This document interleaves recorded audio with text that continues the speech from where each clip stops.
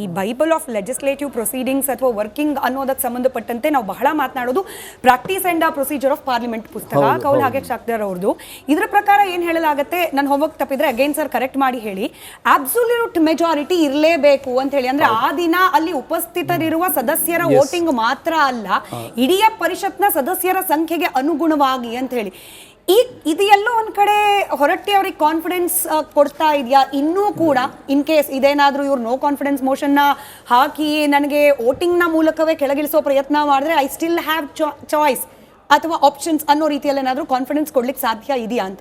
ಇಲ್ಲ ಮೇಡಮ್, ಇದು ಅವಿಶ್ವಾಸ ನಿರ್ಣಯ ತಂದಾಗ ಚರ್ಚೆಗೆ ಅವಕಾಶ ಮಾಡಿಕೊಟ್ಬಿಟ್ರೆ ಅವತ್ತಿನ ಸದನದಲ್ಲಿ ಎಷ್ಟು ಜನ ಹಾಜರಾಗಿರ್ತಾರೆ, the then members present, not absolute majority, the then members present on the floor of the house ಓಟ್ಗೆ ಹಾಕಿದಾಗ ಅದ್ರ ಫಲಿತಾಂಶ ಏನಾಗುತ್ತೆ, ಅವ್ರಿಗೆ ಮೆಜಾರಿಟಿ ಇದ್ದರೆ ಅವರು ಇಳಿಲೇಬೇಕಾಗುತ್ತೆ, ಇಲ್ಲ ಅಂತ ಹೇಳಿದ್ರೆ ಮುಂದುವರಿತಾರೆ. ಸೇಮ್ ಅದೇ ಥರ ಶಂಕರಮೂರ್ತಿ ಕೇಸು ಆಗೋಯ್ತು. ಆದರೆ ಇಲ್ಲಿ ಏನಿದೆ ಅಂದರೆ ಇದಕ್ಕೆ ಈ ಚರ್ಚೆಗೆ ಅವಕಾಶ ಕೊಡಬಾರ್ದಾಯ್ತು. ಹೊರಟ್ಟಿವರೆಗೆ ಯಾವ ಒಂದು ಹಂತಕ್ಕೆ ಬಂದಾಗ ಆತ್ಮಗೌರವ ಓಡಿಸ್ಕೋಬೇಕಾದ್ರೆ ಅವ್ರು ಕೊಟ್ಬಿಡ್ಬೋದು. ಹಿಂದೆ ಎಷ್ಟೋ ಜನ ಕೊಟ್ಟಿದ್ದಾರೆ, ರಾಜೀನಾಮೆ ಕೊಟ್ಟಿಲ್ಲ ಅಂತ ಹೇಳೋಕ್ಕಾಗಲ್ಲ, ಮಂತ್ರಿಗಳೇ ಕೊಟ್ಟಿರ್ತಾರೆ ಅಲ್ವಾ?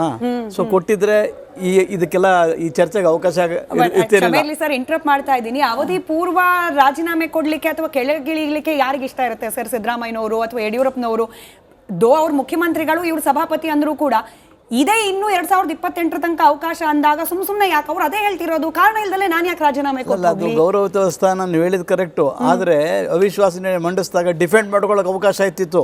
ಇನ್ನು ಬೆಳಕು ಚೆಲ್ಬೋದು ಅವರು. ಈಗ ಇಲ್ಲ ಅಂತ ಹೇಳೋಕ್ಕಾಗಲ್ಲ. ಅವಿಶ್ವಾಸ ನಿರ್ಣಯ ಮಂಡಿಸ್ಲಿ, ನಿಂತ ನಿರ್ದಿಷ್ಟವಾದ ಆರೋಪ. ಫಾರ್ ಶಂಕರಮೂರ್ತಿ ಮೇಲೆ ಯಾವುದೋ ಗಾಂಧಿ ಪ್ರತಿಮೆ ಬಗ್ಗೆ ಯಾವ ಕ್ಷುಲ್ಲಕ ವಿಚಾರಗಳು ಬಂತು, ಚರ್ಚೆ ಆಯಿತು, ಡಿಫೆಂಡ್ ಮಾಡಿಕೊಂಡ್ರು, ಆಮೇಲೆ ಸರ್ಕಾರನೇ ಸೋತರು. ಈಗಲೂ ಇವರಿಗೆ ವಿಫಲವಾದ ಅವಕಾಶ ಇದೆ. ಅವರು ಅಷ್ಟೊಂದು ಯಾವುದೇ ರೀತಿ ನನ್ನ ಮೇಲೆ ಆಪಾದನೆಗಳಿಲ್ಲ ಅಂತ ಹೇಳಿದ್ರೆ has got guts and right, ಅದರಿಂದ ಅವ್ರು ಕೂತಿದ್ದಾರೆ ಅಂತ ನಾನು ಅಂದ್ಕೊಂಡಿದ್ದೀನಿ. ಆದರೆ ಇನ್ನೊಂದು ವಿರೋಧ ಪಕ್ಷ ವೈಫಲ್ಯನೂ ನಾನು ಹೇಳ್ತೀನಿ. ಖಾದರ್ ಅವ್ರ ಮೇಲೆ 108 ಆಪಾದನೆ ಯಾರು ಮಾಡಿದ್ದು? ವಿಶ್ವೇಶ್ವರ ಕಾಗೇರಿ ಅವರು, ನನ್ನದರದೇನು BJP MP. ಬಹಳ ಬೀಗ ಕುರ್ಚಿ ಟೇಬಲ್ ಲೆಕ್ಕ ಎಲ್ಲ ಎಂತೆಂಥ ಪದಗಳು ಬಳಸಿದ್ರೆ ಆವಾಗ ಇವ್ರು ಯಾರು ವಿರೋಧ ಮಾಡಲಿಲ್ಲ. ವಿರೋಧ ಪಕ್ಷ ಅವಿಶ್ವಾಸ ನಿರ್ಣಯವನ್ನು ಮಂಡಿಸಲಿಲ್ಲ. Against speaker they should have moved a motion, but ಯಾರು ಇನಿಷಿಯೇಟ್ ಮಾಡಲಿಲ್ಲ. ಅದೇ ವೀಕ್ನೆಸ್ಗೆ ಇವ್ರು ಈ ಥರ ಮಾಡ್ತಾ ಇದ್ದಾರೆ ಅಂತ ನನ್ನ ಭಾವನೆ. ಹೇಳಿದಕ್ಕೆ ಎಸ್, ಅಲ್ಲಿ ನಿರ್ದಿಷ್ಟವಾದ ಕಾರಣ ಇತ್ತು. ಆದ್ರೆ ಮೋಷನ್ ಮೂವ್ ಮಾಡಿದ್ರೆ ನಾವು ಸೋಲ್ತಾ ಇದ್ವಿ. ಆದ್ರೆ ಇಲ್ಲಿ ಈ ಇಶ್ಯೂದಲ್ಲಿ ಇಲ್ಲಿ ಕಾರಣ ಇಲ್ಲ. ಈ ಮೋಷನ್ ಇಲ್ಲಿ ಯಾವ ಕಾರಣವನ್ನ ಇಟ್ಕೊಂಡು ಮೂವ್ ಮಾಡ್ತೀರಾ? ಅದು ಪ್ರಶ್ನೆ ಇರ್ತಕ್ಕಂಥದ್ದು. ಯಾಕಂದ್ರೆ ಒಂದು ಆಪಾದನೆ ಇರಬೇಕು, ಒಂದು ಏನಾದ್ರು ಒಂದು ಅದ್ರ ಮೇಲೆ ಒಂದು ಆಪಾದನೆ ಇದ್ದಾಗ ಅವ್ರ ಮೇಲೆ ಏನಾದ್ರು ಒಂದು ಸ್ಟ್ರೆಚಸ್ ಇದ್ದಾಗ ನೀವು ಪಾಸ್ ಮಾಡೋದು ನಿರ್ಣಯವನ್ನ. ಈಗ ಮಾಡಕ್ ಪಾಸೇ ಇಲ್ವಾ? ಅವಕಾಶ ಅವ್ರ ಪಾಯಿಂಟ್ ಇನ್ನೊಂದು ಆಡ್ ಮಾಡ್ತೀನಿ. ಸಾರಿ ಸರ್, ನೀವು ಜಸ್ಟ್ ರಾಜಕೀಯ ಆಪಾದನೆ ಮಾಡಕ್ ಆಗಲ್ಲ. Court can ಇಂಟರ್ವ್ಯೂನ್ and court can give A stay also. Just like that ರಾಜಕೀಯ ಆಪಾದನೆ ಮಾಡ್ಬಿಟ್ಟು ರಾಹುಲ್ ಗಾಂಧಿ ರಸ್ತೆಲಿ ಸುಮ್ನೆ ಬೈಕ್ ಬಂದಾಗ ಮಾತಾಡ್ತಾರ ಗೊತ್ತಾ, ಅಥವಾ ಪ್ರಿಯಾಂಕಾ ಖರ್ಗೆ ಮಾತಾಡ್ತಾರ ಗೊತ್ತಾ, ಸುಮ್ನೆ RSS ಅದು ಇದು ಅಂತ ಹೇಳ್ಬಿಟ್ಟು ಹಂಗೆಲ್ಲ ಮಾತಾಡ್ಕೊಂಡು ಇಲ್ಲಿ ನೀವು ಆಪಾದನೆ ಮಾಡಿ ಇವ್ರ ಮೇಲೆ ನೀವೇನು ಅವಿಶ್ವಾಸದ ಮಂಡನೆ ಮಾಡೋದಕ್ಕೆಲ್ಲ ಆಗೋದಿಲ್ಲ. ಅವಿಶ್ವಾಸ ನಿರ್ಣಯವನ್ನ ಮನ್ನೆ ಮಾಡ್ಲಿಕ್ಕೆ ಸಾಧ್ಯ, ಅದ್ರ ಮೇಲೆ ಚರ್ಚೆ ಆಗ್ಬೇಕು, ಅವಾಗ ಅವಕಾಶ ಇರೋದು. ಇಲ್ಲಿ ಅಂತ ಅವಕಾಶ ಇಲ್ವಲ್ಲ, ಅವ್ರ ಮೇಲೆ ಯಾವ ಆಪಾದನೆನೂ ಇಲ್ವಲ್ಲ.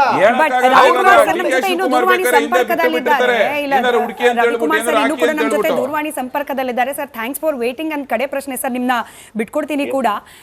ಈಗ ತಲೆ ಕೆಳಗಾಗಿ ನಿಂತರೂ ಕೂಡ ವಿರೋಧ ಪಕ್ಷಗಳು ವಿರೋಧ ವ್ಯಕ್ತಪಡಿಸೋದನ್ನ ಬಿಟ್ರೆ, ಪೊಲಿಟಿಕಲ್ ಸ್ಟೇಟ್ಮೆಂಟ್ ಅನ್ನ ಮಾಡೋದು ಬಿಟ್ರೆ, ಹೊರಟ್ಟಿ ಅವರನ್ನು ಉಳಿಸ್ಕೊಳ್ಳೋ ಪ್ರಯತ್ನಕ್ಕೆ ಯಾವುದೋ ದಾರಿ ಉಳಿದಿಲ್ವಾ ಅಂತ ಹೇಳಿ. ಬರೇ ನಮಗೆ ಮೆಜಾರಿಟಿ ಇಲ್ಲ, ನಾನು ಒಪ್ಕೊಳ್ತೇನೆ.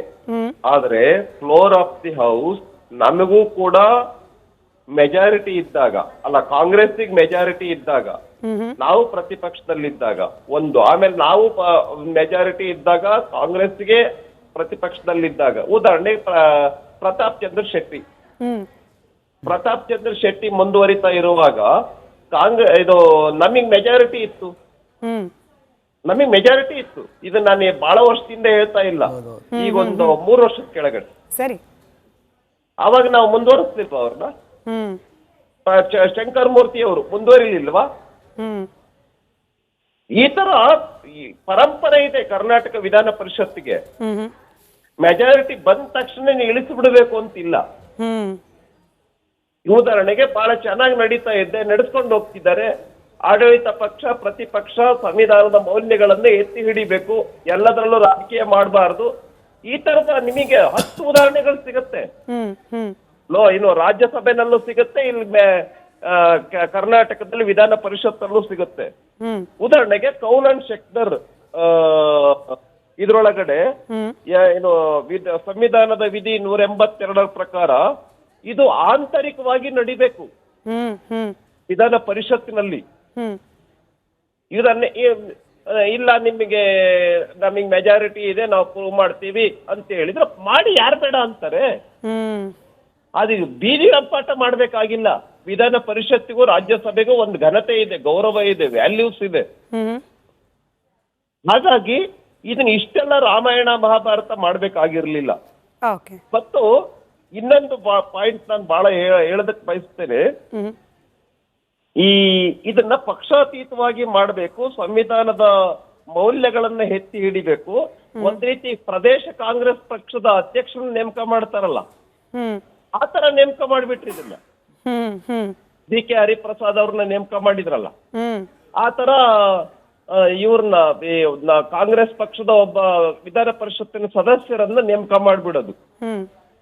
ನಿಮಗೆ ಮೆಜಾರಿಟಿ ಬಂದಿದೆ ಅಂತ ಹೇಳಿ ಈಗ ಆಲ್ರೆಡಿ ಸಭಾಪತಿಯವರು ಇದ್ದಾರೆ, ಸಭಾಪತಿಯವರನ್ನ ಇದ್ದಾಗ ಈ ತರ ಇಳಿಸೋದಲ್ಲ.